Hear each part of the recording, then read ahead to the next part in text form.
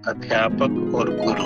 अध्यापक और गुरु के बारे में बोलना अपने में एक बड़ी विचित्र बात है।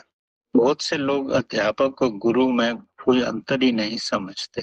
अध्यापक जो शिक्षक शिक्षक है स्कूल में कॉलेज में, हम उसको भी गुरु कह देते हैं।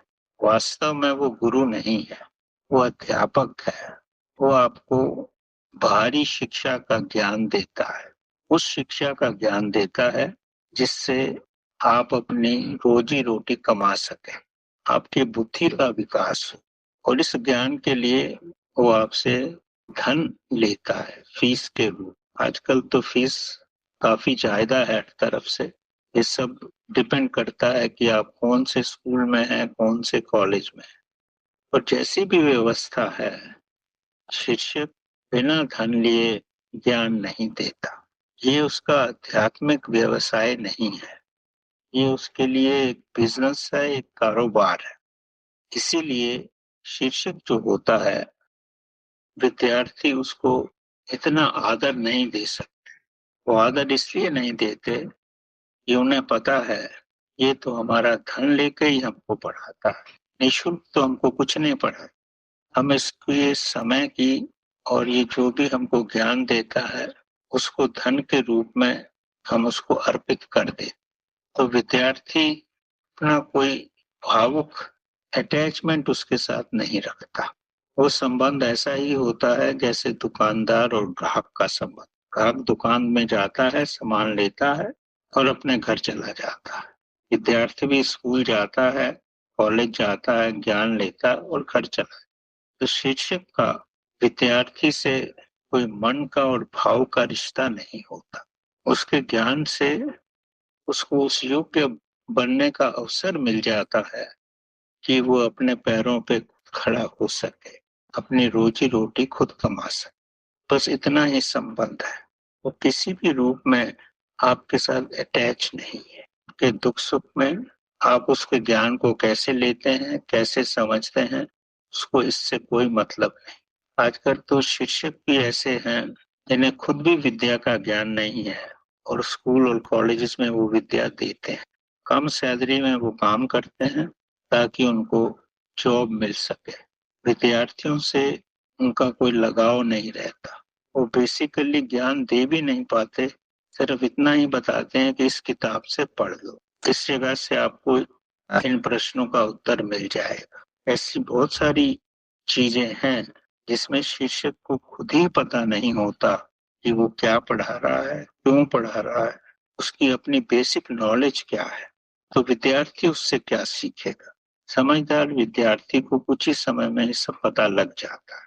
इसलिए शिक्षक की या अध्यापक की आज के समाज में आदर नहीं रहा है। उसकी उम्र को देखते हुए विद्यार्थी उसको आदर का रूप देते हैं, बट अपने गहरे दिल से वो आदर नहीं दे सकते। फिर भी शिक्षक का समाज में महत्व तो है कि वो आप तक सांसारिक ज्ञान को पहुंचाता है, किसी भी रूप में पहुंचाए, ताकि आप धन अर्जित कर सकें और अपना जीवन चला सकें। इसको ध्यान में रखते हुए विद्यार्थी को चाहिए कि शिक्षक के प्रति आदर भाव रखे, क्योंकि कुछ तो वो आपको देता है, चाहे वो धन लेकर देता है, पर देता तो है ना। वो धन भी इसलिए लेता है, उसको भी तो अपना परिवार चलाना है।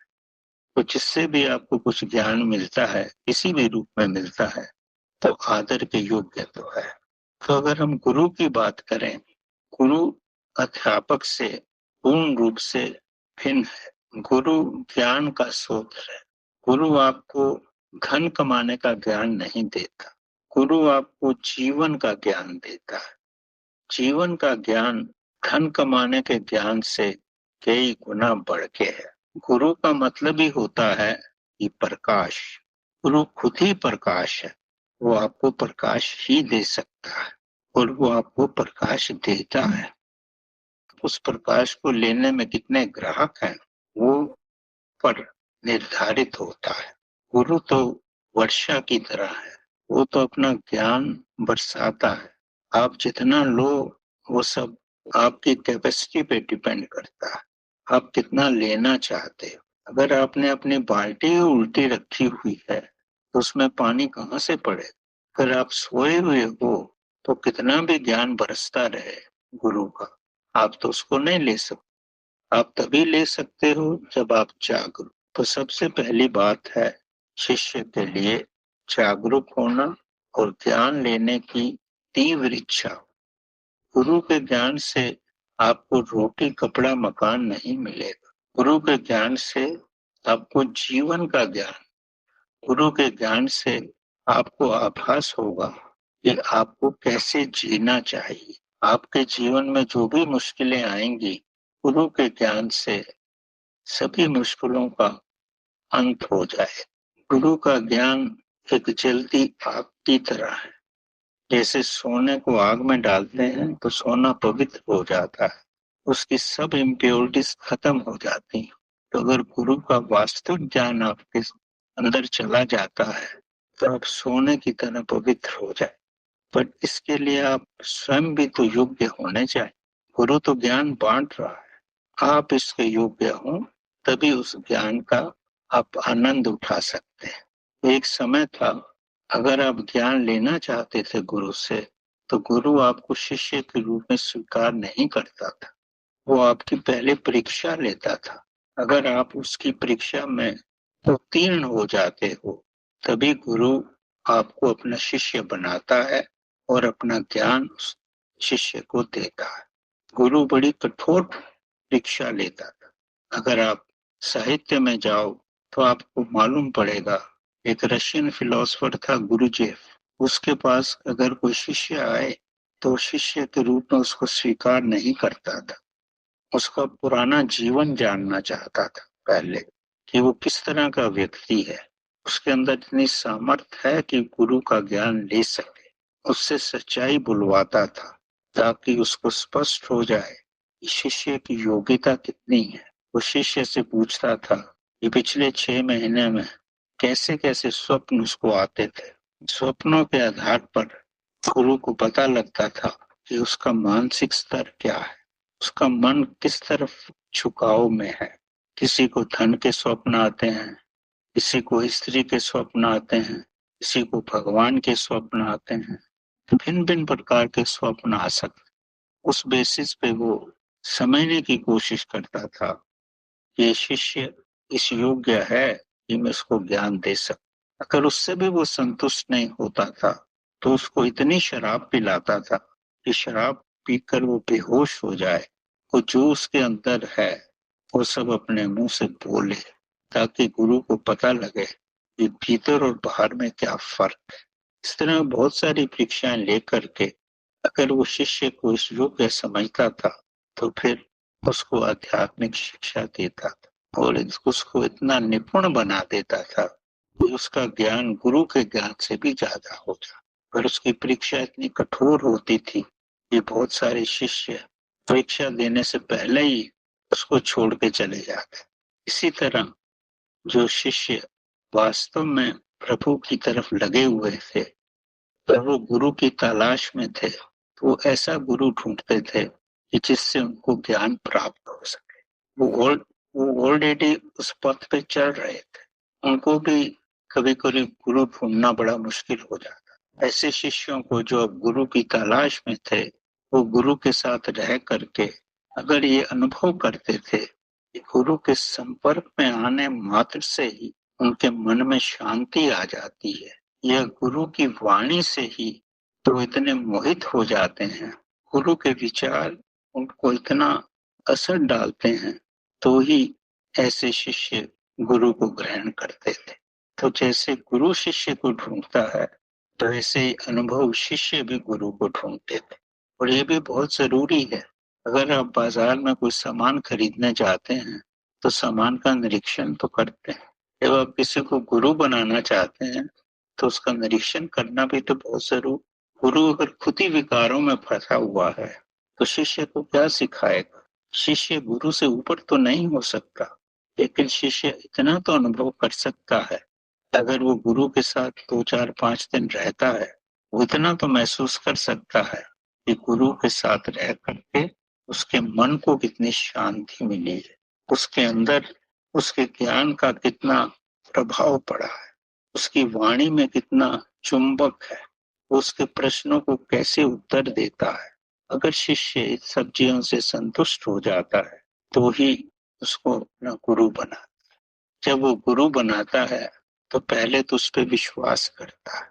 जब उस पर विश्वास हो जाता है, विश्वास का मतलब उसके मन में थोड़ा संदेह भी रहता है, डाउट भी रहता है, ये गुरु इस योग्य है या नहीं।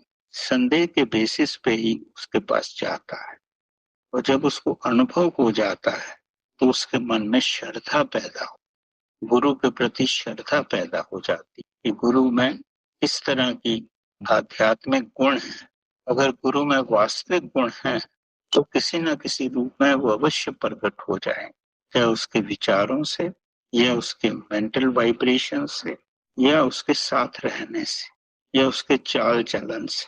जब वो इन सब चीजों को देख लेता है तो उसमें श्रद्धा पैदा हो जाए। जब गुरु के प्रति श्रद्धा पैदा हो जाए तो समझो उसको वास्तविक गुरु मिल गया।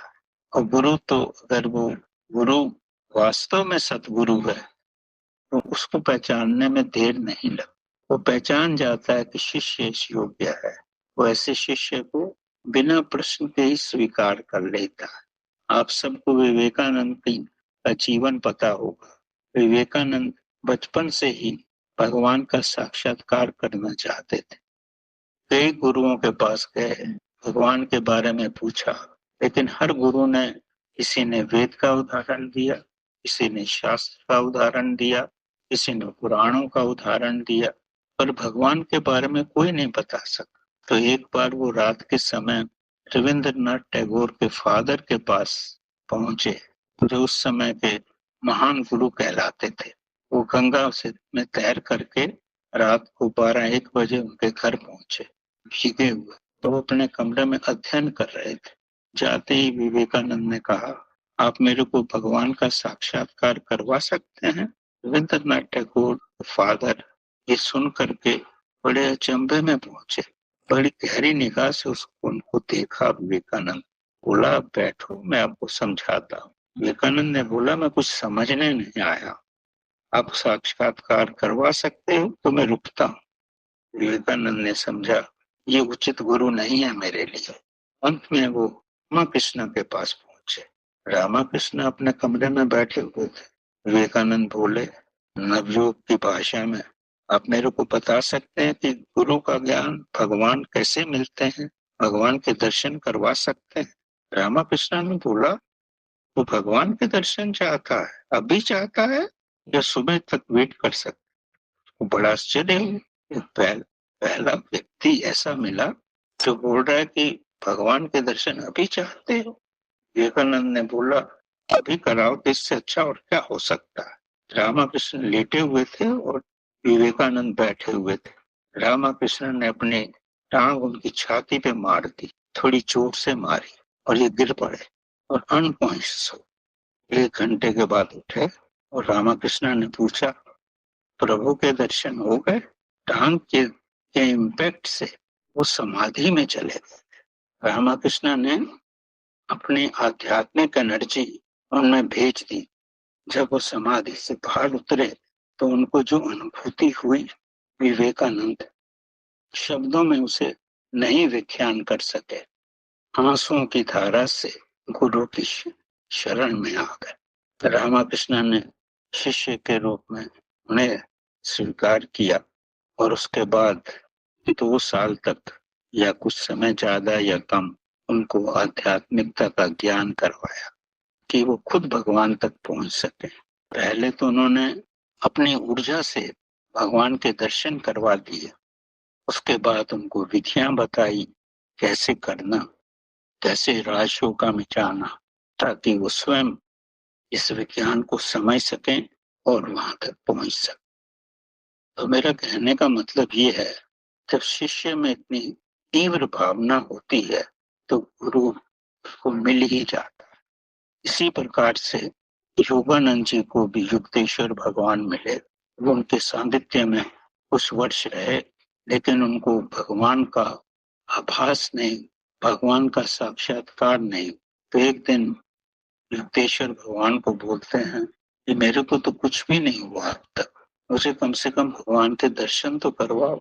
युक्तेश्वर भगवान ने अपने स्पर्श मात्र से, अपने अंगूठे के स्पर्श से के माथे पर ऐसा अभिषेक किया कि वो समाधि में उतर गए और इतने आनंद में आ गए कि उनको समाधि की अवस्था से निकलना ही मुश्किल हो। तब युक्तेश्वर भगवान ने उनको हिलाया और बोले, जीवन में समाधि में ही नहीं बैठना है, सामाजिक कार्य भी करने। फिर उनको समाधि का भी ज्ञान हो गया, सामाजिक कार्यों का भी ज्ञान हो गया और फाइनली योगानंद को उन्होंने विश्व गुरु बना दिया। ये होती है गुरु की महिमा। तभी कहा जाता है, शिष्य कहता है, गुरु गोविंद दऊ खड़े काके लागू पाए, बलिहारी गुरु आपने जो गोविंद दिया मिलाए। गुरु और गोविंद भगवान दोनों ही हो तो शिष्य गुरु के पास ही जाता है ताकि गुरु ही से प्रभु तक मिला सके। गुरु में कोई लालसा नहीं, गुरु आपसे कुछ भी एक्सपेक्ट नहीं करे। गुरु तो बोलता है कि आप अपने दीपक स्वयं बनो, खुद ही अपना रास्ता ढूंढो, मैं तो आपको शुरू का प्रकाश दूं। एक बड़ा अच्छा वर्णन है। एक शिष्य किसी गुरु के घर में रह रहा था। गुरु को तो पूर्ण ज्ञान था, शिष्य को तो कुछ पता ही नहीं था। रात के समय जब बाहर निकले तो गुरु की रोशनी से शिष्य भी चल रहा था। थोड़ी दूर जाने पे गुरु तो दाएं की तरफ मुड़ गया। शिष्य में के पास तो कोई लैंप नहीं था, ना आंतरिक रोशनी थी, वो तो भटक गया। गुरु तो चल पड़ा। तब गुरु ने बोला, आपो दीपो भाओ। ये महात्मा बुद्ध का वचन है कि अपने दीपक खुद बनो। किसी दूसरे के प्रकाश में आप कितनी दूर चल सकते हो। फाइनली 7 समुद्र तो आपको स्वयं ही पार करते हैं। खुद ही अपने दीपक बनो, अपने अंदर ज्ञान प्राप्त करो और स्वयं ही समाधि में जाओ और प्रभु के साथ मिलन करो। तब आप किसी भी चीज की आवश्यकता नहीं, तब गुरु की भी आवश्यकता नहीं। गुरु की आवश्यकता शुरू में होती है और कुछ लोगों तो वो तो शुरू में भी नहीं होती, जिनके अंदर से परमात्मा का प्रकाश साधारण रूप में बचपन से ही हो जाता है। लेकिन गुरु का होना अच्छा है ताकि आप गलत रास्ते में न भटक सको। आपको मालूम पड़े कि आप सीधे रास्ते पे हो या नहीं। गुरु जानता है आपकी एनर्जी कहाँ पर है, कहाँ पे आपकी एनर्जी रुक गई है, कैसे उसको ऊपर किया जाए। गुरु आपको चेतना का विकास करना सिखाता है, आपकी चेतना को महाचेतना में मिलन करना सिखाता है और वो आपको 24 घंटे अपनी निगरानी में रखता है। उसको इससे कोई स्वार्थ नहीं, वो कोई अध्यापक नहीं है कि जो आपसे फीस लेगा। उसको आनंद इसी में है कि ज्ञान बांटने से ज्ञान कितना बढ़ता है, कितनी शांति मिलती है। गुरु अगर एक महाशिष्य मिल जाए, अष्टावक्र को वो जनक नाम का शिष्य मिल गया था, बड़े ही शिष्य था, उनको दूसरे शिष्य की जरूरत ही नहीं पड़ी। अष्टावक्र ने बोला, प्रभु तो तुम्हारे अंदर है, उसको देखो। ये बोलना ही था कि जनक तो साधना तो कई जन्म से थी, उसने अपने अंदर झांका और उसको परमात्मा का आभास हो। कोई विधि की जरूरत नहीं, परमात्मा आपके अंदर है। आपको तीव्र भावना से, तीव्र दृष्टि से वहां तक पहुंचना है और जैसे ही आप पहुंचोगे तो आप उसके साथ एक हो जाओ। गुरु आपको सिखाता है कैसे अपनी चेतना का विकास करें, कैसे अपने श्वासों पे ध्यान देना और कैसी आपकी चेतना उस महान चेतना से मिल जाए। अब जैसी महान चेतना से मिलेगी तो आपको समाधि का अनुभव होगा। गुरु आपको रास्ता बताता है। एक बार रास्ता पता लग गया तो आप हमेशा ही उसको कर सकते हैं। और प्रभु पे श्रद्धा होनी चाहिए, गुरु पे श्रद्धा होनी चाहिए। प्रभु तो हर जगह मौजूद है, हमारे नेत्र उसको परख नहीं पाते हैं। गुरु वो नेत्र आपको देता है, वो तीव्र दृष्टि आपको देता है कि आपको पता लगे कि परमात्मा कण कण में है। वो जैसे ही कण कण में वो बोलता है कि परमात्मा है, आप पूछते हैं कैसे कण कण में है, तो वो ये समझाता है कि कण कण में कैसे है। परमात्मा हर शून्य में है, किसी भी दो चीजों के बीच में शून्य रहता है। अगर आप उस शून्य को देख सको अगर सांस के शून्य को देख लो, उसका विस्तार करो, तो आपको परमात्मा का आभास हो जाए। शिष्य जो भी डाउट निकालता है, गुरु उसका समाधान करता है। अगर उसके नहीं समझ में आता, तो बहुत सारी दूसरी विधियों का भी इस्तेमाल करता है। वो तभी पॉसिबल है जबकि गुरु को स्वयं इतना अनुभव हो गया हो, तभी उसको शिष्य को पूर्ण ज्ञान दे सकता है। स्कूल और कॉलेजेस में परमात्मा का ज्ञान नहीं मिलता, वहां पे सिर्फ धन कमाने का ज्ञान प्राप्त होता है, जिंदगी गुजारने का, अपनी वासनाओं को बस में करने का और अपने जीवन को प्रभु के साथ मिला करके जन्म मरण के बंधन से अलग होने का ज्ञान सिर्फ गुरु ही देता है। और गुरु पूर्ण रूप से आपके साथ रहता है जब तक आप मोक्ष ना मिल जाए। ऐसे गुरु को शिष्य अगर आदर नहीं करेगा, उसके प्रति श्रद्धा नहीं रखेगा, उसके प्रति अपना जीवन अर्पित करने को तैयार नहीं हो, तो इसके अलावा वो क्या कर सकता है। तो निस्वार्थ भाव से गुरु सब कुछ करता है, तो वही सतगुरु है। वो सिर्फ देना जानता है, लेना नहीं जानता। अगर आपके जीवन में ऐसा गुरु आ जाता है, तो आप सौभाग्यशाली हो। इससे बढ़ के आपका कोई सौभाग्य। गुरु आपको अंतिम मंजिल पे ले जाएगा, अगर वो स्वयं वहां पहुंचा हो। अगर वो खुद ही धन की लालसा में है, तो कहीं भी आपको नहीं ले जा सकता, आप उसके साथ डूबोगे। तो गुरु, बड़ा सोच समझ के गुरु का निरीक्षण करो और उसे गुरु बनाओ। गुरु तो सोच समझ के शिष्य को बनाता है, अगर वो निस्वार्थ। तो गुरु का मिलना जीवन में बड़ा सौभाग्यशाली है, और आपके शुभ कर्मों से ही गुरु आपको मिल सकता। गुरु की महिमा का कोई अंत नहीं, जो हर पल में आपके साथ रहेगा, और जब तक आपको प्रभु मिलन ना करवा दे, उसको खुद ही शांति नहीं मिलेगी। ऐसे ही गुरु की तलाश करो और ऐसे ही गुरु में समा जाओ, तो आपका जीवन एकदम ऐसा हो जाएगा जैसा कि रियल हीरा हो। हीरे की तरह आप चमक जाओगे। इससे महान ना कोई कृति है और ना कोई कृति हो सकती। भगवान आपको ऐसा गुरु दे और ऐसे गुरु के चरणों में रहने का अवसर दे, और उसकी शिक्षाओं पे चलने का, परिश्रम करने की सामर्थ्य दे, ताकि आप इस जीवन में मुक्त हो सके। धन्यवाद।